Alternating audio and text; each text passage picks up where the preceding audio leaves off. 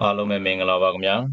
ကျွန်တော် BC Computer Online Training ရမိကျေးဇူးပါတယ်ကျွန်တော်ဒီတစ်ခါမျှဝေပေးသွားမယ့်အကြောင်းအရာကြတော့ကျွန်တော်တို့ Microsoft Office Excel မှာဆိုရင်အခုလိုကျွန်တော်တို့ဒီကိန်းဂဏန်းတွေကိုအများကြီးရေးထားတော့ဗောနော်အဲ့ဒီလိုကိန်းဂဏန်းတွေကိုကျွန်တော်တို့ကအများကြီးလိုက်မဖတ်တော့ဘဲနဲ့ဒီဘက်ကကျွန်တော်တို့ဒီမှာ million billion trillion အနေနဲ့ကျွန်တော်တို့ပြောင်းပြီးတော့ကျွန်တော်ရေးတွက်တဲ့နည်းဗောနော်အဲ့ဒီနည်းကိုကျွန်တော်မျှဝေပေးသွားမှာဖြစ်ပါတယ်โอเคအားဆိုကျွန်တော်ဒီဗီဒီယိုလေးမစခင်လေးမှာကျွန်တော် YouTube channel ကို subscribe မလုပ်ရသေးဘူးဆိုရင်လည်း subscribe လုပ်ထားပေးဖို့တောင်းဆိုပါတယ်ခင်ဗျာကျွန်တော်တင်တိုင်းဗီဒီယိုတစ်တွေကိုကြည့်ကြတယ်ဆိုရင်တော့ဘေးကချက်ပေးကောင်းလောက်လေးကိုလည်းနှိပ်ပြသွားကြပါအောင်ခင်ဗျာโอเคအားဆိုကျွန်တော်ဒီဗီဒီယိုစလိုက်အောင်ပါနော်အဲ့တော့ဒီမှာဆိုလို့ရှိရင်ကျွန်တော်ကရေးထားတဲ့ကိန်းဂဏန်းကဒီမှာပုံမှန်အားဖြင့်ဆိုရင်တော့ကျွန်တော်တို့ဒီမှာ254တန်း6သိန်း9,8935ဆိုပြီးတော့ရေးထားတယ်ပေါ့နော်အဲ့ဒါကိုကျွန်တော်တို့ကဒီဘက်မှာပြန်ပြီးတော့ပြောင်းချိန်ထားတာကြတော့ကျွန်တော်တို့254.93 မီလီယံဆိုပြီးတော့အခုလိုမျိုးပေါ်သွားတာဖြစ်ပါတယ်အဲ့ဒါတွေကကြတော့ကျွန်တော်တို့က formula နဲ့တွက်ချက်တာမျိုးမဟုတ်ဘဲနဲ့ဒီ format ပေါ့နော်သူ့ရဲ့ဒီထဲမှာရေးထားတဲ့ကျွန်တော်တို့ format ကိုပြောင်းလိုက်တာနဲ့ဒီပိုင်းနဲ့တည်းမှာအခုလိုရေးထားတဲ့စာတွေကကျွန်တော်ဒီပုံစံမျိုးတစ်ခါတည်းပြန်ပြီးတော့ပြောင်းပြီးတော့ချိန်ပေးသွားတာဖြစ်ပါတယ်โอเคအဲ့တော့ကျွန်တော်တို့ကသူ့ကိုဘယ်လိုမျိုးချိန်မလဲဆိုလို့ချင်းပထမကျွန်တော်တို့ရင်ဆုံးစဉ်းစားဖို့လိုတာကကျတော့ကျွန်တော်ကမီလီယံကိုတွက်ချက်မယ်ဆိုလို့ရှိရင်ကျွန်တော်က100နဲ့တွက်ချက်မှာဖြစ်ပါတယ်နော်ဒီမှာဆိုရင်ကျွန်တော်ကရာဂဏန်းပေါ့ရာဂဏန်းရဲ့ရာဂဏန်းရှိမယ်ဆိုရင်ကျွန်တော်ကမီလီယံနဲ့တွက်ချက်မယ်ပေါ့ဥပမာကျွန်တော်တို့ကဒီမှာဆိုရင်ကဏ္ဍ6လုံးရှိတယ်6လုံးကပြီးတော့ကျွန်တော်တို့အောက်နော်6လုံးကပြီးတော့ကျွန်တော်အောက်ပိုင်းဆိုလို့ကျွန်တော်မီလီယံနဲ့တွက်ချက်မယ်တကယ်လို့ကျွန်တော်တို့က6လုံးမဟုတ်ဘဲနဲ့10လုံးဖြစ်သွားခဲ့မယ်ဒီမှာဆိုကျွန်တော်တို့ကကဏ္ဍ10လုံးဖြစ်သွားလိုက်တာပေါ့နော်တစ်လုံးပို့သွားပြီး10လုံးဖြစ်တယ်အဲ့လိုမျိုးကျွန်တော်တို့က10လုံးဖြစ်သွားတယ်ဆိုလို့ကျွန်တော်တို့ကဒါဘီလီယံနဲ့တွက်ချက်မှာဖြစ်ပါတယ်တို့ကြတော့ကျွန်တော်တို့က1000ပေါ့တန်း1000ဆိုအဲ့လိုမျိုးကျွန်တော်က1000ဖြစ်သွားတယ်1000ခဏဖြစ်သွားဒါဆိုကျွန်တော်တို့က2489ပေါ့အဲ့လိုမျိုးဖြစ်သွားတယ်ဒါမျိုးဆိုလို့ရှိရင်ကျွန်တော်တို့ကတန်းမီလီယံဆိုမဲ့ဒါကိုကျတော့ကျွန်တော်ကဘီလီယံအနေနဲ့တွက်ချက်မှာဖြစ်ပါတယ်2.49ဘီလီယံဆိုပြီးတော့ဒါအနည်းဆုံးယူတွက်လိုက်တာပေါ့နော်ဒါကြတော့ကျွန်တော်တို့ကဒီနေရာမှာဘီလီယံကဘယ်လောက်ထိတွက်တယ်လဲဆိုရင်ကျွန်တော်တို့ကဏ္ဍ10လုံးอ่ะပြီးတော့ဒီဘက်ကိုအထက်ဆိုရင်ကျွန်တော်တို့12လုံးထိပေါ့ကဏ္ဍ12လုံးထိကိုကြာတော့ကျွန်တော်တို့ကတစ်နောက်မှာကဏ္ဍ12လုံးထိရှိတယ်ဆိုကျွန်တော်ကဒါ trillion တို့သတ်မှတ်မှာဖြစ်ပါတယ်အားကြောင့်မလို့ကျွန်တော်တို့ကဒီနေရာမှာ12လုံးရဲ့အောက်ဆိုလို့ရှိရင်ဘီလီယံလို့သတ်မှတ်ပြီးတော့ကဏ္ဍ12လုံးရဲ့အထက်ပေါ့နော်ဒါဆိုရင်ကျွန်တော်တို့က13လုံးဖြစ်သွားတယ်ဆိုရင်ကျွန်တော်တို့ trillion အနေနဲ့တွက်ချက်ပေးမှာဖြစ်ပါတယ်โอเคအဲ့တော့သူ့ကိုတွက်ချက်ပုံတွက်ချက်နည်းကကျတော့ကျွန်တော်တို့တိသက် formula ရေးပြမလို့ဘယ်လိုလုပ်ပြရမလဲလို့ဆိုလို့ရှိရင်ကျွန်တော်ဒီဘက်က format မှာသွားပြီးတော့ပြောင်းပြရမှာဖြစ်ပါတယ်အဲ့တော့ format ကိုချိန်မယ်ဆိုရင်လောလောဆယ်ကျွန်တော်တို့ပြောင်းချိန်ခြင်းတဲ့ဒီ set word တွေအားလုံးကိုကျွန်တော်တို့က select မှတ်ပေးရမှာဖြစ်ပါတယ်အဲ့တော့ကျွန်တော် keyboard ကပြီးတော့ control shift down arrow ကိုနှိပ်လိုက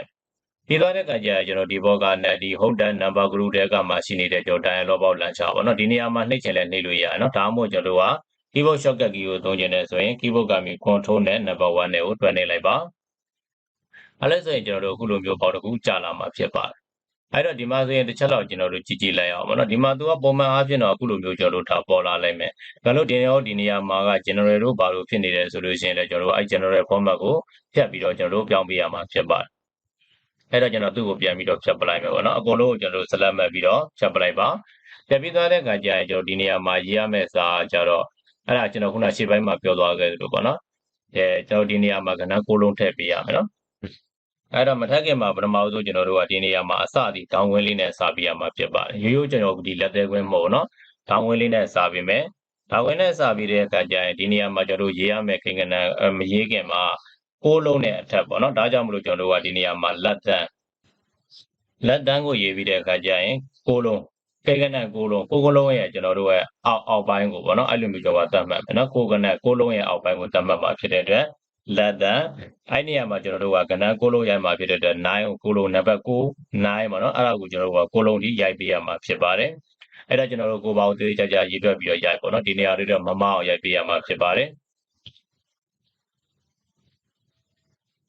โอเคအဲ့တော့ကျွန်တော်တို့ကကဏ္ဍ6လုံးကိုရိုက်လိုက်ပြီးဖြစ်ပါတယ်အဲ့ဒါကဏ္ဍ6လုံးကိုရိုက်ပြီးသွားတဲ့အခါကျရင်သူ့ကိုကျွန်တော်တို့ကတောင်းဝင်းလေးနဲ့ပြန်ပြီးတော့ပိတ်ပေးရမှာဖြစ်ပါတယ်တောင်းဝင်းပိတ်ပြီးသွားတဲ့အခါကျရင်တော့သူ့ကိုတွေ့ရနောက်မှာကျွန်တော်တို့ကဒီမှာကဏ္ဍကိုကျွန်တော်တို့ကဘယ်လိုပုံစံထားကြလဲပေါ့နော်ဒီရှယ်သုံးကဂိမ်းကဏ္ဍဒီမှာလဲကျွန်တော်တို့ကလောလောဆယ်ဆယ် sample တော့ဒီတိုင်းလေးပေါ်နေတယ်ဒီမှာလဲကြည့်လို့ရတယ်နော်ကျွန်တော်တို့ပေါ်သေးခြင်းတဲ့ပုံစံကအခုလိုပုံစံမျိုးနဲ့ပေါ်ပြီးမှဖြစ်ပါတယ်ရှင်းမှာတော့ကျွန်တော်တို့ကရာဂဏန်းဖြစ်တဲ့အတွက်ကြောင့်မလို့သူ့ကိုတော့ကျွန်တော်သိတဲ့မလို့ဘူးဒီဂိမ်းပြေးရပါတော့အဲ့တော့ဒီနေရာမှာဂိမ်းပြေးအတွက်ကတော့ကျွန်တော်တို့က3ညကိုရေးလိုက်တာနဲ့ရသွားမှာဖြစ်ပါတယ်ဒါပေမဲ့ဒီနေ့သူ့ရဲ့နောက်မှာတော့ကျွန်တော်ကဒသမကိုဘယ်နေရာထားမလဲဆိုတော့ကိုပေါ့ဒီနေရာမှာသတ်မှတ်ပေးရအောင်မှာဖြစ်ပါတယ် အဲ့တော့ဒသမသတ်မှတ်မယ်ဆိုကျွန်တော်တို့ကဒသမကိုခံလိုက်မယ်ပြီးတဲ့ခါကျကျွန်တော်ဒသမ2နေရာအခုလိုမျိုးကျွန်တော်ဒီထားတဲ့ပုံစံမျိုးပေါ့နော်ဒီဘက်ကပုံစံမျိုးထားခြင်းနဲ့ဆိုရင်ဒသမ2နေရာထားမယ်ဆိုကျွန်တော်တို့က3ညကို2ချက်ဆင့်ရိုက်ပေးရမှာဖြစ်ပါတယ်ဒါဆိုကျွန်တော်က00ပြီးသားပြီဆိုရင်သူ့ရဲ့နောက်မှာတော့ကျွန်တော်တို့ကကွန်မာကို2ချက်ဆင့်ပြီးတော့ခံပေးရမှာဖြစ်ပါတယ်ကွန်မာ2ချက်ဆင့်ခံလိုက်ပြီးဆိုတော့တပြိုင်နက်တည်းမှာကျွန်တော်တို့ဒီ sample ကိုတစ်ချက်လောက်တော့ကြည့်ကြည့်လိုက်254.3ညဆိုပြီးအခုလိုပုံစံမျိုးကျွန်တော်တို့ပြနေတာတွေ့ရမှာဖြစ်ပါတယ်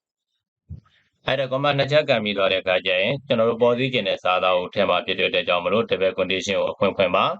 double condition ဖွင့်ပြီးတော့တဲ့အခါကျရင်ကျွန်တော်ဒီနေရာမှာ million ကိုပေါ်စည်းကျင်တာဖြစ်တဲ့အတွက် m ဆိုပြီးတော့ရိုက်ပေးရမှာဖြစ်ပါတယ်အဲ့တော့ဒီနေရာမှာ m အကြီးအသေးကတော့ကိုပေါ့လိုချင်တယ်လို့ရိုက်ပါတော့စာသားတော့ကျွန်တော်တို့ကအကြီးနဲ့ပေါ်စည်းကျင်တဲ့ဆိုအချင်းရိုက်ပါဒါလို့ကျွန်တော်တို့ကအသေးနဲ့ပေါ်စည်းကျင်တဲ့ဆိုအသေးနဲ့ရိုက်ပေးရမှာဖြစ်ပါတယ်ဒီသားပြီးဆိုကျွန်တော်ဒီနေရာမှာ double condition ကိုပြန်ပိတ်လိုက်ပါနော်double condition ပိတ်ပြီးသွားတဲ့အခါကျရင်ကျွန်တော်တို့ရဲ့နောက်မှာထားပေးရမှာကျတော့ကျွန်တော်တို့ဒီ semicolon ကိုကျွန်တော်တို့ထားပေးရမှာဖြစ်ပါတယ်အဲ့ဒါကျွန်တော်တို့ keyboard ကပြီး semicolon ကိုခံလိုက်မှာဖြစ်ပါတယ်โอเคအဲ့တော့ကျွန်တော်တို့ဒီနေရာမှာ semicolon ကိုထားလိုက်တယ် semicolon ကိုထားပြီးသွားတဲ့အခါကျရင်နောက်ထပ်တစ်ကြောင်းထပ်ပြီးတော့သွားမှာဖြစ်တဲ့အတွက်ကြောင့်မလို့တောင်းဝင်းကိုပြန်စာပေးပါဒီတစ်ခါမှာတော့ကျွန်တော်တို့က billion ကိုတွက်ချက်မှာဖြစ်ပါတယ်အားကြောင့်မလို့ဒီနေရာမှာသူ့ကိုရိုက်ပေးရမှာကျတော့ကျွန်တော်တို့ကကဏ္ဍ62လုံးကိုကဏ္ဍကိုကျွန်တော်တို့12လုံးထိရိုက်ပေးရမှာဖြစ်ပါတယ်အဲ့တော့မရိုက်ခင်မှာသူ့ကိုထားပေးရမှာကျတော့ကျွန်တော်တို့ကကိုကဏ္ဍ12လုံးရဲ့ကျွန်တော်တို့အောက်ပေါ့နော်ဒီအဲ့တော့ကျွန်တော်တို့ကဒီနေရာမှာလက်တန်းကိုထားပေးပါလက်တန်းကိုထားပြီးသွားတဲ့အခါကျရင်သူ့ကိုရိုက်ရမယ်ကိန်းကဏ္ဍကကျွန်တော်နံပါတ်9ကိုကျွန်တော်တို့12လုံးထိရိုက်ထည့်ပေးရမှာဖြစ်ပါတယ်အဲ့တော့တေချာရေးပြီးရိုက်ထည့်လိုက်ပါဗျာနော်โอเคအဲ့တော့ကျွန်တော်တို့ကကိုကနက်12လုံးထိရိုက်တက်လိုက်တယ်ရိုက်တက်ပြီးသွားတဲ့အခါကျကျွန်တော်တို့ထောင်ခွင်းပြန်ပြီးတော့ပိတ်ပေးလိုက်ပါထောင်ခွင်းကိုပိတ်ပြီးသွားတဲ့အခါကျရင်ရှေ့ပိုင်းမှာလိုပဲကျွန်တော်တို့3ညထားလိုက်မယ်3ညတက်သက်မှာကျွန်တော်တို့ဒသမ2နေရာထားမှာဖြစ်တဲ့အတွက်00ဆိုပြီး2နေရာထပ်ပြီးရိုက်ပေးရမှာဖြစ်ပါတယ်ဒီနေရာမှာတော့ရှေ့ပိုင်းမှာကျွန်တော်တို့ကရှေ့ကကျတော့ million ကိုတွက်ချက်မှာဖြစ်တဲ့အတွက်ကျွန်တော်တို့ comma ကို2ချက်ခံတယ် billion ကိုတွက်မယ်ဆိုရင်တော့ကျွန်တော်တို့ comma ကိုကျွန်တော်တို့3ချက်ထိအောင်ခံပေးရမှာဖြစ်ပါတယ်comma 3ချက်ခံပြီးသွားတဲ့အခါကျရင်တော့ကျွန်တော် double condition ဖွင့်မယ်သူ့ကိုပေါ်သေးခြင်းတဲ့စာကြတော့ကျွန်တော်တို့က billion ကိုပေါ်သေးခြင်းတာဖြစ်တဲ့အတွက်ကြောင့်မလို့ကျွန်တော်တို့ b ဆိုပြီးတော့ရိုက်ပေးရမှာဖြစ်ပါတယ်ပြီးဆိုကျွန်တော် double condition ပြန်ပေးလိုက်ပါနော် double condition ပေးပြီးသွားတဲ့အခါကျရင်ဒါဆိုရင်ကျွန်တော်က billion အတွက်ပြီးသွားခဲ့ပြီဖြစ်ပါတယ် billion ကပြီးသွားခဲ့ပြီဆိုလို့ချင်းလည်းကျွန်တော်နောက်ကပြီးတော့ကျွန်တော်တို့ semicolon ကိုပြန်ထားပေးပါ semicolon ထားပြီးသွားတယ်ဆိုရင်တော့ကျွန်တော်ဒီ if function ရေးတဲ့ပုံစံမျိုးပဲပေါ့နော်ရှေ့ကနှစ်ခုကကျွန်တော်တို့က true ပေါ်သွားသလိုမျိုးပ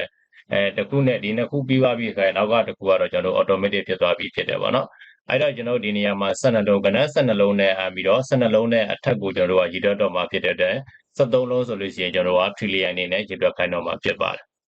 ်ဥပမာဒီလိုမျိုးပေါ့နော်ဒါဆိုရင်ကျွန်တော်တို့ကကဏ္ဍကိုကျွန်တော်တို့က10လုံး12လုံးသွားထားလိုက်တယ်ပေါ့နော်ဒါဆိုရင်ကျွန်တော်က12လုံးနဲ့အထက်ကျွန်တော်တို့မှာ73လုံးကိုရိုက်လိုက်တာနဲ့ဒီပိုင်းနဲ့တည်းမှာ trillion အနေနဲ့တွက်ချက်ပေးမှာဖြစ်ပါတယ်အဲ့တော့ကျွန်တော်တို့ဒီနေရာမှာသူ့တလေသူ့ကို6တွေပါဒီ12လုံး73လုံးတွေရိုက်ပေးဖို့မလိုဘူးသူ့ကိုကြတော့ကျွန်တော်တို့ကဒီတိုင်းထားလိုက် column semicolon ထားလိုက်တယ်ပေါ့နော် semicolon ထားပြီးတဲ့နောက်မှာတော့ကျွန်တော်တို့က00လို့0.00ပေါ့နော်3.3.3ဒသမ2နေရာထားမယ်ပြီးပြီဆိုရင်ကျွန်တော်နောက်ကပြီးတော့ comma ကိုကျွန်တော်တို့ကဒီနေရာမှာ4ချက်ထိခံပေးရမှာဖြစ်ပါတယ်ဒါ trillion အတွက်เนาะ trillion အတွက်ဆိုကျွန်တော် comma 4ချက်ခံမယ်ပြီးပြီဆိုကျွန်တော် double condition ကိုဖွင့်ပါ double condition ဖွင့်ပြီးသူ့ကိုပေါ်သေးခြင်းနဲ့စာသားကြတော့ကျွန်တော်က t ကိုပေါ်သေးခြင်းတာဖြစ်တဲ့အတွက် t ကိုရိုက်ပါ t ကိုရိုက်ပြီးသွားပြီဆိုရင် double condition ပြပေးလိုက်ပါเนาะဒါဆိုလို့ရှိရင်ကျွန်တော်တို့ရေးခြင်းတဲ့ဒီ format ကပြီးသွားခဲ့ပြီဖြစ်ပါတယ်အဲ့တော့ဒါလေးကိုတော့ကျွန်တော်တို့သေချာချာလေးကြည့်ထားဖို့လိုတယ်เนาะဒါလေးမှန်မှသာလင်ထားအလုပ်လုပ်မှာဖြစ်ပါတယ်အထူးသဖြင့်ရေးကြည့်တာလေးကဒီနေရာလေးတွေမှာကျွန်တော်လက်တန်းဆိုတာလေးတွေထည့်ဖို့เนาะအဲ့ဒါလေးတွေကမေ့တတ်တယ်အဲ့ဒါလေးတွေမမေ့ဖို့လိုတယ်ပြီးတော့ကျွန်တော်ဒီအတိုင်းပဲကျွန်တော်တို့ဒီထောင်ဝင်းဆိုလဲထောင်ဝင်းမှာเนาะသေချာချာပိတ်ထားဖို့လိုမှာဖြစ်ပါတ